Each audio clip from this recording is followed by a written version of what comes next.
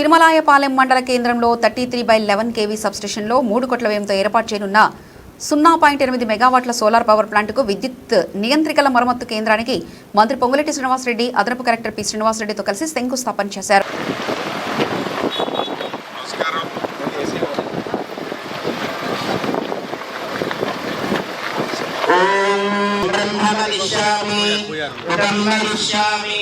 సత్యం వదిష్యామి తన్మామవతు తద్వక్తారమవతు.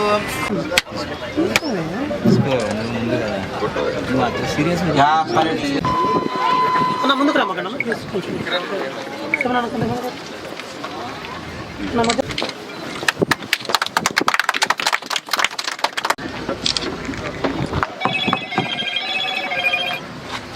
సభకు నమస్కారం. ఈరోజు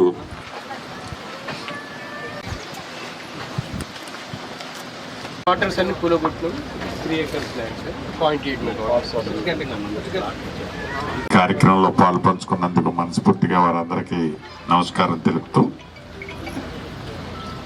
మీ దీవెనలతో వచ్చిన ఈ ప్రజాప్రభుత్వం గౌరవ ముఖ్యమంత్రి రేవంత్ రెడ్డి గారి నాయకత్వంలో అభివృద్ధిని, సంక్షేమాన్ని రెండు కళ్ళల రాష్ట్ర ఆర్థిక పరిస్థితి సహకరించకపోయినా ముందు తీసుకెళ్తున్న సంగతి మీకు తెలియంది కాదు.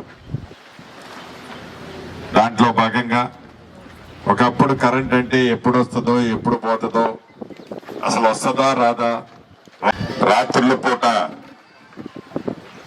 కరెంట్ వచ్చిందని వాళ్ళు చాలా దగ్గరికి వెళ్ళినప్పుడు అనేక సందర్భాల్లో పేద రైతన్నలు పాము కాటుకో తేలికాటుకో బలైన సందర్భాల్లో కోకోలను చూశాం.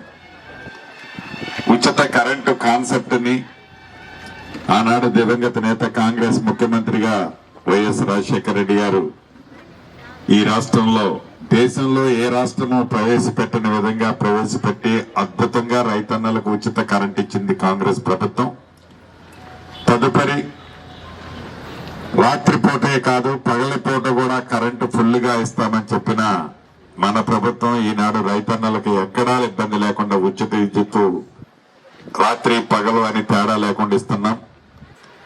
దీంట్లో భాగంగా గ్రీన్ ఎనర్జీని ఉత్పత్తి మరింత చేయాలని, అందుట్లో భాగంగా సౌరశక్తికి సంబంధించింది ప్రధానంగా ఈ రాష్ట్ర ప్రభుత్వం ఈనాడు ఫోకస్ చేసి విద్యుత్కి పెద్దపీట మన పేదింటి ప్రభుత్వం ఈనాడు తెలంగాణ రాష్ట్రంలో చేపట్టింది.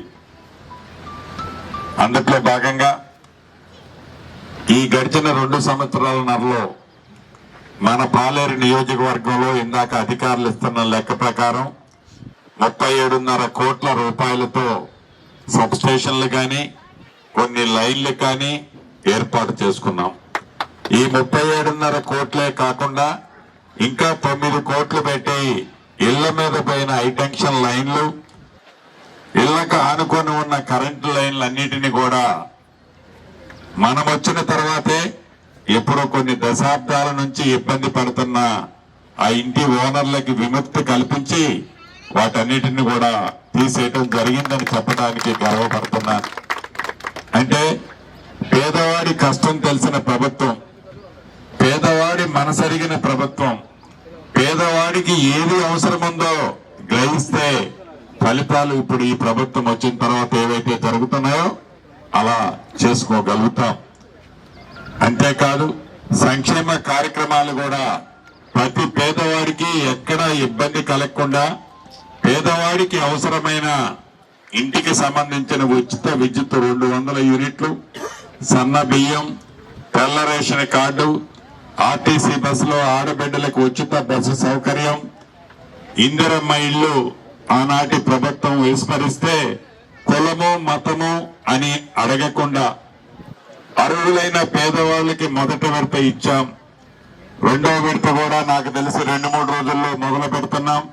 2వ విడత ఇస్తాం, 3వ విడత ఇస్తాం, 4వ విడత ఇచ్చి ఏ అర్హులైన వాళ్ళు కట్టుకుంటున్నారో 5 లక్షల రూపాయలు ఉచితంగా వాళ్ళకి ఇచ్చే కార్యక్రమం ఇప్పటికే చేపట్టాం. భవిష్యత్తులో నిరుపేదలు ఎవరూ లేకుండా రాష్ట్ర వ్యాప్తంగా అర్హులైన